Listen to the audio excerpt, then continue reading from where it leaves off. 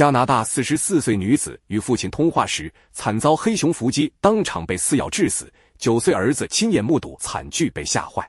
据《镜报》报道，2020年8月，居住在加拿大萨斯喀彻温省埃丹镇的斯蒂芬妮·布莱决定与家人一起出门旅行，暂别喧嚣与压力。他们驾车一路向北前往布法罗纳罗斯，目的地是位于荒野深处的一间木屋，那是斯蒂芬妮父亲的产业。木屋四周被郁郁葱葱的原始森林和宁静的麦伊湖环抱，对布莱一家来说，那是一个远离日常生活压力的完美避世之地。萨斯喀彻温省地形多样，北部是深邃广袤的森林，南部则延展为无边无际的草原，这里也是北美野生动物的天堂，尤其是黑熊。据估计，仅在该省北部区域就栖息着多达6至7万头黑熊。通常情况下，每年黑熊狩猎季大约会猎杀2000头熊，以维持生态平衡。但在斯蒂芬妮前往期间，全球正处于新冠疫情导致的封锁状态，狩猎活动被迫暂停，人类活动骤减，原本避世的野兽也开始悄然重返森林边缘的居民区。许多当地人发现，近来熊出没的次数大幅度增加，他们似乎因失去人类的威慑而变得愈加大胆。斯蒂芬妮、她的丈夫柯蒂斯以及他们的2个孩子9岁的艾丽与2岁的乌玛，在这片宁静原始的荒野中开启了一段家庭式的探险之旅。斯蒂芬妮对这样的生活充满热情，她一生曾造访过37个国家，在科威特担任教师，在危地马拉的传教所服务，也曾在日内瓦的联合国办公室工作。哪怕已是44岁的母亲，她依旧保持着不羁的精神和对世界的好奇。在斯蒂芬妮一家来访的1周前，他的父亲埃斯克里奥还曾独自住在这座木屋中。小屋坐落在布法罗纳罗斯以北约150公里处麦伊湖湖畔的一块空地上，那里湖水澄澈，微波不兴，宛如镜面般倒映着天空与森林，恍若世外桃源。斯蒂芬妮尤其喜爱清晨或傍晚静静地坐在湖边，凝望那片平静如诗的水面，在风吹林动与水鸟鸣叫中找寻内心的安宁。而2个孩子则在树林中尽情奔跑，踩在软厚的苔藓上，他们一起劈柴生火，在露天灶台上做饭，捕捞湖中鱼类，享受着原始生活的乐趣。湖面偶尔传来潜鸟那种既空灵又带着一丝忧伤的叫声，而湖畔也时常能看到驯鹿、野鹿甚至狼的踪影。他们也确实曾在附近看到过黑熊。斯蒂芬妮一家对黑熊并不陌生，在过往的无数个夜晚，他们曾在木屋的窗后默默注视这些庞然大物从林中走出，穿越视野。凭借经验，他们对熊的习性了然于心，深知食物必须锁在安全的容器中，野外活动需时刻保持警觉，遇到熊时应该如何应对。柯蒂斯出于谨慎，总是随身携带防熊喷雾和枪支以防万一，但他们遇到的熊都很胆怯，从未造成威胁。然而，在他们抵达小屋的第1天，柯蒂斯发现水泵无法正常运作。就在他忙着检查设备时，斯蒂芬妮则留在小屋前，2个孩子艾丽和乌玛在他脚边玩耍。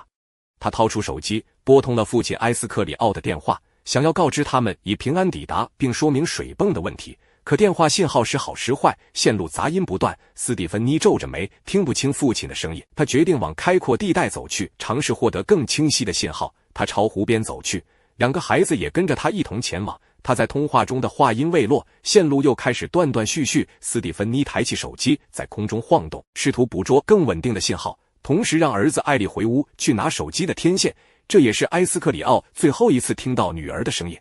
艾丽乖乖地照着母亲的吩咐跑回了小屋，妹妹乌玛也紧紧跟在她身后，而斯蒂芬妮依旧站在湖畔边缘，试图借助空旷地形获得更好的通话信号。他低着头，眉头紧锁，一只手把电话紧贴在耳边，另一只手半遮着脸，以防风声太大淹没了对话内容。他没有察觉，几十米外的林间阴影中，一只成年黑熊正悄然逼近。被封锁期间激增的熊群竞争逼迫他们不再畏惧人类的气味。他悄无声息地穿行在树影下，庞大的身躯几乎与夜色融为一体。斯蒂芬妮完全没有注意到背后潜伏着的致命威胁，他的心思仍在信号不稳的电话上，甚至不曾回头看一眼。就在这电光火石的一瞬间，一团黑影如脱弦之箭般从林中猛然窜出，毫无预警地直扑他的后背。斯蒂芬妮连惊叫都来不及发出，整个人便被一股巨大的冲击力狠狠撞倒在地。他的身体像断线的木偶一样被掀飞数尺，重重地摔进泥土里，背脊传来剧烈的撞击痛感，肺部仿佛被压扁，空气瞬间被挤出，紧接着是撕裂般的痛，那是熊的利齿钳住他的面部和颈部，毫不留情地撕扯他的皮肉。他本能的尖叫、挣扎，双手胡乱挥舞。但那只熊异常凶狠，几乎是一口咬住，随即便用巨爪将他按在地上。他手中的卫星电话在混乱中飞了出去，翻滚几下后跌落在苔藓地面上，仍保持着通话状态。电话另一端，远在埃丹镇的埃斯克里奥听见了一阵突如其来的骚动，模糊而断续的呼吸声、扑通声、嘶吼声混杂在信号的杂音中，像是一场噩梦的片段透过电流传来。他皱起眉头，屏住呼吸，仔细聆听。然后他听到了那令人终生难忘的声音，一串低沉而粘稠的咕哝声，像是喉咙被撕裂时残余气息从气管深处发出的呻吟。那不是任何动物或机器的声音，那是他女儿生命正在迅速流逝时发出的最后呼喊。一切都陷入绝望的安静，他愣在原地，手机贴在耳边，却只听得见自己加速跳动的心跳。埃斯克里奥深吸了一口气，挂断电话，随即再次拨打。然而无论如何尝试，始终无人接听。此时屋内的2个孩子刚刚踏入屋门，9岁的艾丽刚把门推开，突然听见身后传来一阵剧烈的动静，沉重的撞击声、低吼声，还有母亲那撕心裂肺的惨叫。他猛然回头，眼前的景象如同噩梦降临，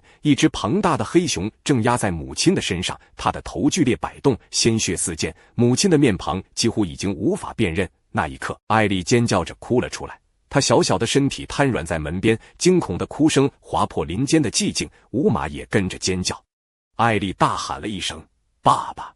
柯蒂斯听到喊声，立刻冲了出来，他的眼睛迅速扫过前方，就在几米外，他看见了那触目惊心的一幕，一头体型庞大的黑熊正骑在妻子的身上，野性爆发，血迹斑斑，没有丝毫犹豫。他冲回门边，猛地抄起猎枪和防熊喷雾，拔腿狂奔。喷雾罐在空中划出一道弧线，橘红色的气雾在阳光下翻卷而出，扑向黑熊的面部。熊顿了一下，但那一瞬间的迟疑很快被更加凶狠的狂怒取代。他被激怒了，黑熊抬起头，双眼血红，他咆哮一声，然后继续低下头，朝着斯蒂芬妮的脖颈和肩膀处狠狠撕咬，动作愈发残忍。柯蒂斯知道喷雾无效了，他再也不能等待。他站稳身形，举起猎枪，瞄准那头黑熊的上背。砰！第一枪响起，湖面荡起回声，熊并未倒下。柯蒂斯毫不迟疑地再次扣动扳机，第2声枪响在山谷间回荡。那头黑熊踉跄几步，最终轰然倒地，一动不动，一切归于沉寂。空气中弥漫着硝烟、血腥和泥土的气味。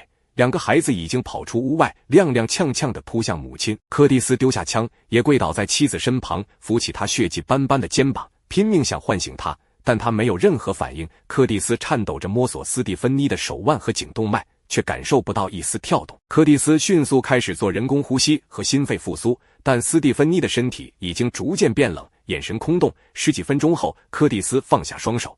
跪坐在妻子身旁。他拨通了岳父埃斯克里奥的电话，声音低沉哽咽着告诉了他这个悲剧。埃斯克里奥随即联系了一位飞行员朋友，对方是位经验丰富的水上飞机驾驶员。他放下电话，立刻起飞，很快降落在麦湖上，接走了斯蒂芬妮冰冷的遗体。他被紧急送往布法罗纳罗斯的医院，最终医院正式宣布斯蒂芬妮因伤势过重去世。紧接着，野生动物管理部门展开调查，这是一场毫无征兆的袭击，袭击者是一头年长的雄性黑熊，身体健康，牙齿锋利，胃中装满了野果，证明它并非处于饥饿状态，也没有幼崽需要保护。他的行为完全超出常规，在事发当时，斯蒂芬妮身上没有携带食物，也没有靠近任何可能吸引野兽的区域。他的举止温和，声音轻柔，不可能激怒任何动物。他甚至没有机会看清袭击者的脸，那头熊已经将他当成了猎物。这起事件是自1983年以来萨斯喀彻温省首次发生的致命熊袭击。斯蒂芬妮的父亲埃斯克里奥在回忆起那通电话的最后瞬间时，声音颤抖。